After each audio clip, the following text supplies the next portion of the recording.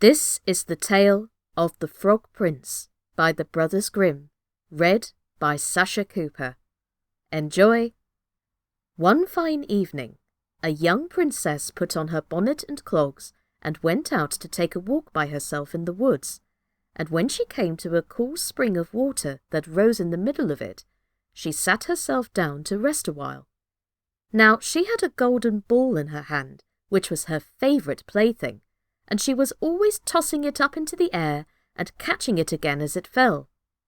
After a time, she threw it up so high that she missed catching it as it fell, and the ball bounded away and rolled along upon the ground, till at last it fell down into the spring. The princess looked into the spring after her ball, but it was very deep, so deep that she could not see the bottom of it. Then she began to bewail her loss, and said, "Alas, if I could only get my ball again, I would give all my fine clothes and jewels, and everything that I have in this world." While she was speaking, a frog put its head out of the water and said, "Princess, why do you weep so bitterly?" "Alas," said she, "what can you do for me, you nasty frog? My golden ball has fallen into the spring."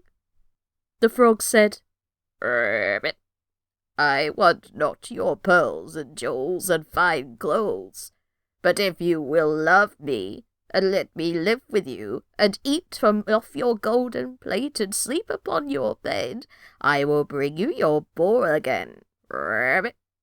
"What nonsense!" thought the princess. "This silly frog is talking. He can never even get out of the spring to visit me, though he may be able to get my ball for me, and therefore I will tell him he shall have what he asks." So she said to the frog, "Well, if you will bring me my ball, I will do all you ask." Then the frog put his head down and dived deep under the water, and after a little while he came up again with the ball in his mouth and threw it on the edge of the spring. As soon as the young princess saw her ball, she ran to pick it up, and she was so overjoyed to have it in her hand again that she never thought of the frog, but ran home with it as fast as she could. The frog called after her, "Stay, princess, and take me with you as you said." But she did not stop to hear a word. The next day, just as the princess had sat down to dinner, she heard a strange noise. Tap, tap, plash, plash, as if something was coming up the marble staircase, and soon afterwards there was a gentle knock at the door, and a little voice cried out and said, "Open the door, my princess dear. Open the door to thy true love here, and mind the words that thou and I said by the fountain cool in the greenwood shade." Then the princess ran to the door and opened it, and there she saw the frog, whom she had quite forgotten. At this sight she was sadly frightened, and shutting the door as fast as she could, came back to her seat. The king, her father, seeing that something had frightened her, asked her what was the matter. "There is a nasty frog," said she, "at the door that lifted my ball for me out of the spring this morning. I told him that he should live with me here, thinking he could never get out of the spring. But there he is at the door, and he wants to come in." While she was speaking, the frog knocked again at the door and said, "Open the door, my princess dear. Open the door to thy true love here, and mind the words that thou and I said by the fountain cool in the greenwood shade." Then the king said to the young princess, "As you have given your word, you must keep it, so go and let him in." She did so, and the frog hopped into the room and then straight on. Tap, tap, plash, plash, from the bottom of the room to the top, till he came up close to the table where the princess sat. "Pray, lift me up upon the chair." said he to the princess, and let me sit next to you. As soon as she had done this, the frog said, Rabbit, put your plate nearer to me, that I may eat out of it. This she did, and when he had eaten as much as he could, he said, Now I am tired. Carry me upstairs and put me into your bed. And the princess, though very unwilling, took him up in her hand, and put him upon the pillow of her own bed, where he slept all night long. As soon as it was light, he jumped up, hopped downstairs, and went out of the house. Now then, thought the princess, at last he is gone, and I shall be troubled with him no more. But she was mistaken, for when night came again, she heard the same tapping at the door, and the frog came once more and said, Rabbit, open the door, my princess dear.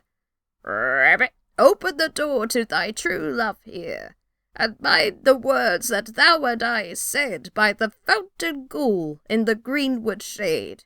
Rabbit. And when the princess opened the door, the frog came in and slept upon her pillow as before, till the morning broke. And the third night he did the same. But when the princess awoke on the following morning, she was astonished to see, instead of the frog, a handsome prince, gazing on her with the most beautiful eyes she had ever seen, and standing at the head of her bed. He told her that he had been enchanted by a spiteful fairy, who had changed him into a frog, and that he had been fated so to abide till some princess should take him out of the spring, and let him eat from her plate, and sleep upon her bed for 3 nights. You, said the prince, have broken his cruel charm, and now I have nothing to wish for, but that you should go with me into my father's kingdom, where I will marry you, and love you as long as you live. The young princess, you may be sure, was not long in saying yes to all this, and as they spoke, a gay coach drove up with 8 beautiful horses, decked with plumes of feathers and a golden harness, and behind the coach rode the prince's servant, faithful Heinrich, who had bewailed the misfortunes of his dear master during his enchantment so long and so bitterly that his heart had well nigh burst. They then took leave of the king, and got into the coach with 8 horses, and all set out, full of joy and merriment, for the prince's kingdom, which they reached safely, and there they lived happily a great many years.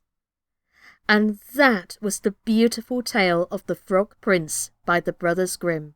I have to admit, I loved revisiting this one. It was one of my favourite fairy tales as a child, and I hope you enjoyed it as much as I enjoyed revisiting it. Take care of yourselves, everybody, and tune in next time for another Grimm's fairy tale. My name's Sascha Cooper, and this has been The Frog Prince by the Brothers Grimm. Take care, everybody, and stay safe. Bye-bye.